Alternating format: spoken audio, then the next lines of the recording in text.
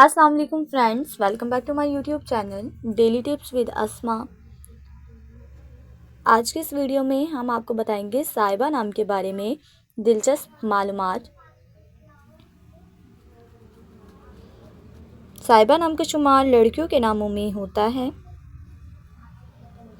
साहिबा एक इस्लामी नाम है। साहिबा नाम की इब्तदाई तारीख अरबी ज़ुबान से निकलती है। साहिबा नाम की लड़कियों के लिए खुशकिस्मत नंबर 4 माना जाता है। माहिरीन के मुताबिक साहिबा नाम की लड़कियां बहुत खुश मिजाज होती हैं। साहिबा नाम का मतलब है सीधी राह। साहिबा नाम की लड़कियों के लिए खुशकिस्मत दिनों में जुम्मा और हफ्ते का दिन शामिल है। साहिबा नाम के अफराद के लिए मुवाफिक रंगों में नीला, बनफशी और काला रंग शामिल है। साहिबा नाम के अफराद के लिए मुवाफिक पत्थरों में नीलम पत्थर शामिल है।